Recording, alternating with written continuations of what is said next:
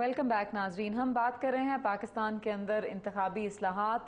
Election commission के secretary से हम बात कर रहे हैं। इश्तियाक साहब, अभी हमने देखा आज़ाद कश्मीर का जब इलेक्शन कंक्लूड हुआ, ये जिस वक्त वो चल रहा था प्रोसेस, तो एक code of conduct Azad Kashmir के इलेक्शन कमीशन के देने के बावजूद जो वहाँ के चीफ इलेक्शन कमिश्नर हैं, सेक्रेटरी हैं, उन्होंने बड़ी हेल्पलेसनेस का इजहार किया। मीडिया के अंदर उनकी खबरें छपी कि जी ना वहाँ के जो प्राइम मिनिस्टर हैं आज़ाद कश्मीर के, वो इसको कोई ही is not paying heed to it, ना कोई भी पॉलिटिकल पार्टी जो पाकिस्तान से जाके वहाँ पे उसको इजाज़त नहीं थी किसी किस्म की कैंपेनिंग करने की, ना वो सुन रहे हैं। सो शुड वी एक्सपेक्ट कि पाकिस्तान का जो इलेक्शन कमीशन है वो भी कुछ ऐसी हेल्पलेसनेस का मुजाहरा करेगा या कुछ ज़्यादा स्ट्रांग होगा आम इंतखाबात में? नहीं, इंशाल्लाह हेल्पलेसनेस का मुजाहरा नहीं करेंगे इंशाल्लाह। इसमें कोड ऑफ कंडक्ट जो है बुनियादी तौर पे ये पॉलिटिकल पार्टीज़ के माबैन उनके दरमियान एक अंडरस्टैंडिंग होती है कि हम ये चीज़ें करेंगे या नहीं करेंगे। जो उसके पीछे फोर्स है वो है मॉरल कि जी हम नहीं करेंगे, लेकिन होता नहीं है। जो अभी तक बातें हो रही हैं जो कि जी कोड ऑफ कंडक्ट पे अमल दरामद जो है वो अभी तक उस तरह हुआ नहीं है जिस तरह होना चाहिए। आपके ख्याल में कुछ लीगल सैंक्शन होना चाहिए? उसी पे आ रहे हैं कि अभी हम जो प्रपोज कर रहे हैं उसके कोड ऑफ कंडक्ट के दो ऐसे हो जाएंगे। एक तो वो जो कि सैंक्शन की जरूरत नहीं पड़ेगी, वैसे एक अंडरस्टैंडिंग होगी और उसमें इंशाल्लाह इंश्योर करवाएंगे कि उस पर अमल दरामद हो।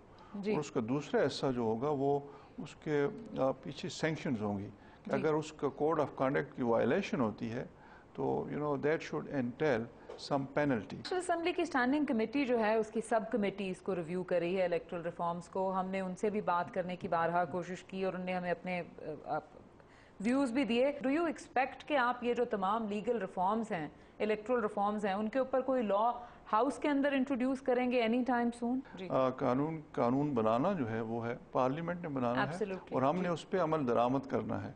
दूसरा जो प्रपोजल्स हैं कानून साजी की वो मिनिस्ट्री ऑफ लॉ जो है उन ministry of law, justice and parliamentary affairs, वो जो है उसको, जहाँ तक हमारा ताल्लुक है हम बड़ा प्रोएक्टिवली उस पर चल रहे हैं और पिछले 2 साल में हमने काफ़ी सारे तजावीज़ जो हैं पैकेज 2-3 पैकेजेस भेजे हैं जी, बिल्कुल स्टैंडिंग कमेटीज़ को भेजे हैं जो उनके आगे 2 साल से ज़ेर गौर हैं।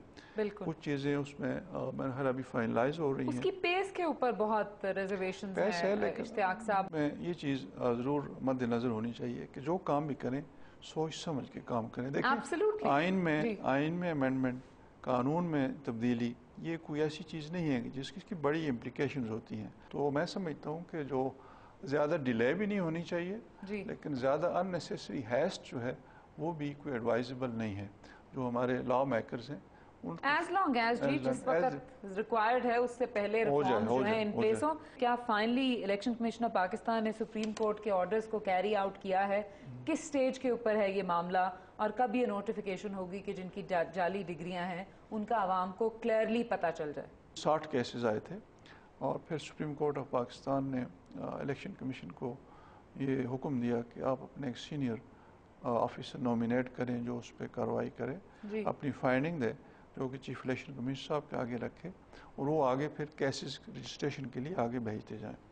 अब 60 में से कोई 20 से ज़ायद जो हैं ऐसे केसेस जो कि वो केसेस रजिस्ट्रेशन के लिए भेज दिए गए हैं, FIRs हो गई हैं 20 से ज़ायद। ये मैं अभी आपको ज़ुबानी बता रहा हूँ, उसमें कोई 12 के लगभग केसेस ऐसे हैं जो कि उनको क्लियर कर दिया गया है हियरिंग के बाद। और इसमें Where are we today ji?